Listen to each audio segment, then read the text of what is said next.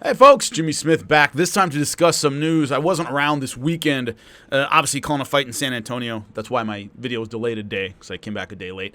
But there was some news I haven't been able to comment on, which is Francis Ngannou and Jon Jones going back and forth on Twitter about his return to the UFC, Francis Ngannou, of course, and Dana White shutting that down at the post-316 press conference. So, people who don't know what's going on, Francis Ngannou has said on social media, hinted about coming back to the UFC. There might be a possibility.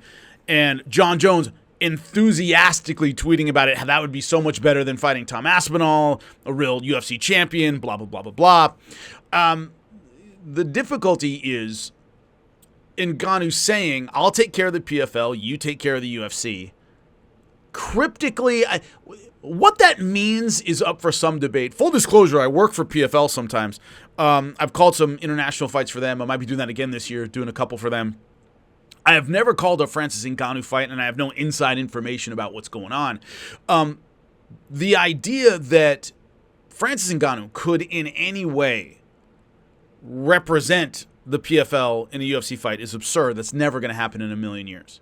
So the first thing to understand about any kind of hypothetical Francis Ngannou return to the UFC, he would be under contract exclusively with UFC. It would be a long-term deal. That's it. He could not jump in, fight Jon Jones, and be a free agent, win or lose. It would not work that way. That'd be a dumb move. And of all the things Dana White is, he is not a stupid businessman, and he would never allow that to happen. So the difficulty is Ngannou couldn't just come back for a super fight and then do whatever he wants. He would be under contract long-term with the UFC. He could not represent in any way another promotion. Now, for people who don't know about the Montreal Screwjob with Bret Hart, and I'm bringing a little pro wrestling here, but when he went over, was signed by the WCW and was still WWE, was it F at the time or E?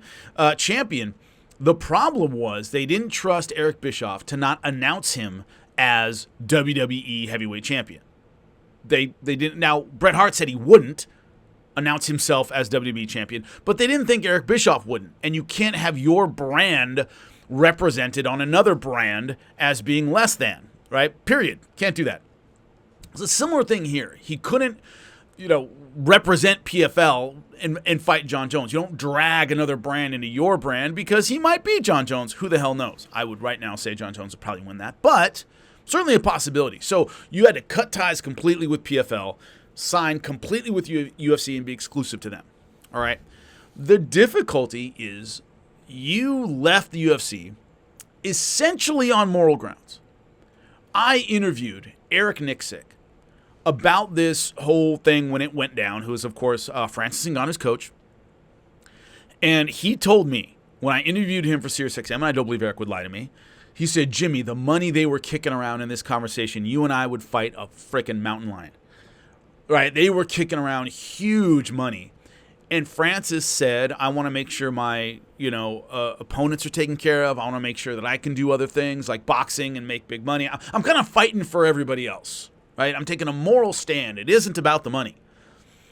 It's hard to do that and then turn around and go back to UFC and just get paid because you're not going to necessarily take care of your opponents. Now, in this case, Jon Jones is being taken care of. But the idea of I want the UFC to make concessions about the way they pay people, which was the sticking point last time, to go back and not do that and just sign for however many millions of dollars, well, you could have done that the first time, right?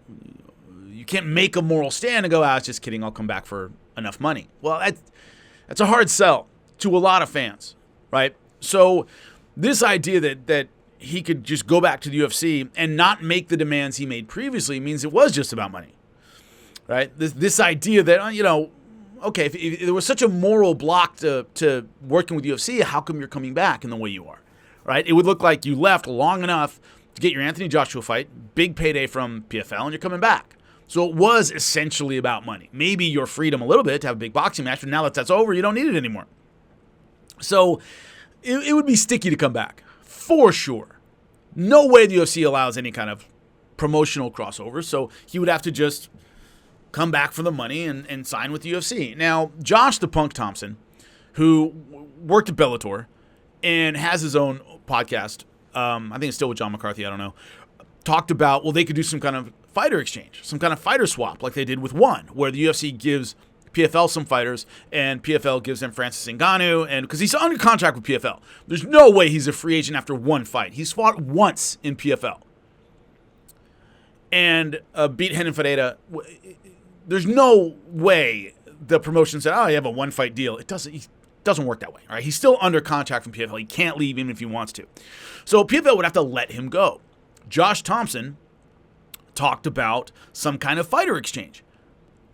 Much like they gave him Demetrius Johnson and then they got Ben Askren. Eddie Alvarez, from what I understand, was not part of a trade necessarily. His contract was up and he went to ONE. It looked like because of the timing he was part of that deal. He wasn't, from what I understand. So anyway, the idea that you trade with PFL, Scott Coker told me that he approached Dana with something like this in the Strikeforce days about giving over Jake Shields to get somebody else. They didn't want Jake Shields around, and they were willing to trade him for somebody, and Dana went, no. The difference is, when someone goes to ONE, as far as the American audience is concerned, they disappear. They go into a black hole. Not very many Americans watch ONE, right? So the idea, you're not giving it to a competitor. You're giving it to another planet. Promotionally speaking, as far as the MMA fan base is concerned. Once you start fighting at ONE, you may do well, you may make money, you may do whatever it is, but American fans don't know who you are. You went off a cliff. So you're not giving it to a competitor. You're not giving it to someone who's on the same brand, right, on ESPN. You're not giving someone who has a domestic market where those fighters can potentially take away from you, where the UFC does a trade, but you might watch PFL to watch those fighters they gave up.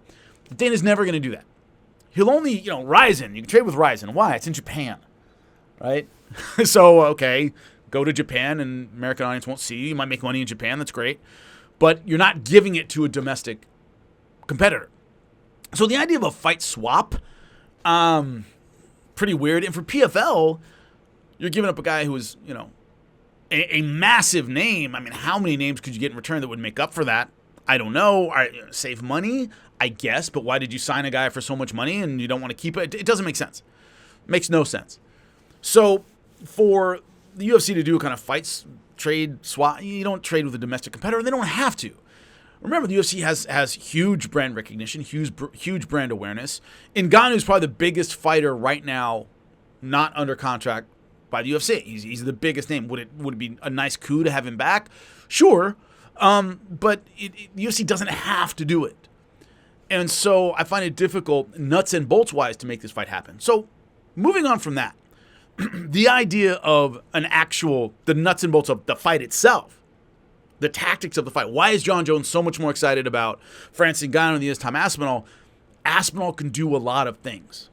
A lot. And as great as Ngannou is, and he is a great heavyweight, hits like a truck, very, very big, improved takedown defense. That's about it. All right? He hits like he stole something from him. But he doesn't have a ton of versatility. Not particularly light on his feet, doesn't angle a whole lot. His fluid punch-to-kick combinations aren't there. Once he hits you, my God, it is over. But in a fighting sense, Jon Jones can deal with big power. He's dealt with big power before at light heavyweight and heavyweight. He's dealt with guys who can knock you out and hit really hard. He can deal with that. It's versatility, and Alexander Gustafsson is maybe the best example. That was a really big, really versatile light heavyweight, and he gave Jon Jones a lot of problems. Aspinall is much more in the mold of an Alexander Gustafsson, right, than a Rumble Johnson, who hits hard but couldn't do a lot of other things. So Ngannou might be for Jon Jones. He can say all he wants. Oh, he was a lineal heavyweight champion, blah, blah, blah. It's so much more prestige. I don't believe any of that. I think it's just an easier fight for him. That he's dealing with a guy who, while very, very talented and very, very dangerous, can't do the things Tom Aspinall can do, where it really taxes your fight IQ, and you've got to think 3 or 4 steps ahead. I don't think you really need to do that with Francis Ngannou, or Jon Jones won't have to. So there's also the inactivity. As we said, since leaving the UFC as champion in whatever it was, 2023, I believe, he's fought one time. Blew away Renan Ferreira, so it isn't like he's I'm not saying he hasn't been sharp in the gym. I don't know. But he hasn't had to get ready for any fights. So it's not as though he's really been honing his craft, getting ready for killers and the kinds of things that really keep you sharp and keep you great. He hasn't been doing those things. Yeah, he had a boxing match with Anthony Joshua and got knocked out quickly in that. So it's this idea that if I was going to fight somebody, if I had a percentage stake in Jon Jones, and I said you can fight Tom Aspinall, you can fight Francis Ngannou, I was like, fight Francis Ngannou.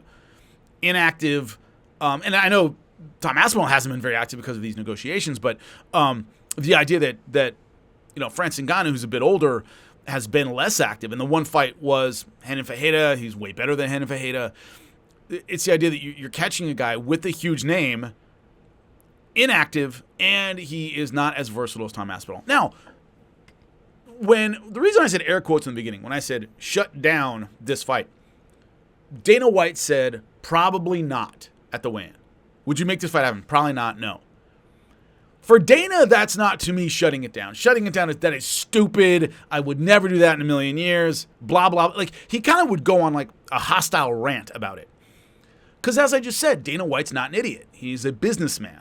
And if Jon Jones says, I'm out of here, it's been a great career, see you later, Tom Aspinall, Francis Ngannou is the second best fight you could put together. The heavyweight division right now in the UFC is not very good. And the addition of Francis Ngannou could mean a lot. So when he says probably not, he's also, if you kind of read between the lines here, Aspinall comes first. That's what he said in the press conference. This is Aspinall's fight. But if Jon Jones takes a hike, which he might do, you're going to have to put somebody in there. If the only, sticking point is money, hey, that can be gotten past, right? So the idea that I think what Dana's doing is kind of keeping Ngannou here, like, okay, I want Aspinall, Jon Jones. Right? Ngannou's great. Aspinall, Jon Jones. Aspinall, Jon Jones. Aspinall, Jon Jones. If that irreversibly falls apart, if that becomes untenable, it would be stupid as a businessman to burn that bridge and not, there's no way Francis Ngannou ever comes back. He didn't do that. He said probably not. Which means, okay, maybe under the right circumstances. And I think those circumstances would be Jon Jones says, I'm out of here, I'm retiring. You have to have a big fight by the end of this year. Remember, the ESPN deal is up at the end of the year. You got to have something to go, see, we're big, this is huge. That would be Francis Ngannou versus Tom Aspinall.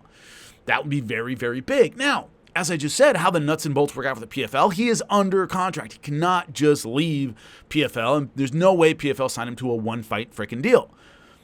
So that would have to be worked out. And then if the Aspinall-Jon Jones fight really fell apart, then we'd see it. Maybe. Right now, I would favor Tom Aspinall, but I would favor Tom Aspinall against Jon Jones. I favor him. I really think he's great. But man, it would be unbelievably huge. It would be big. But there are a lot of things in the middle that keep it from working out. So how excited are you to see it? That is a question to me. And does it compare at all to Aspinall-Jon Jones? I think is the biggest heavyweight fight that can be made. And if it got away, it would be a loss to MMA history. That's what I believe. But let me know what you think. Let me know in the comments section. I'll talk to you soon.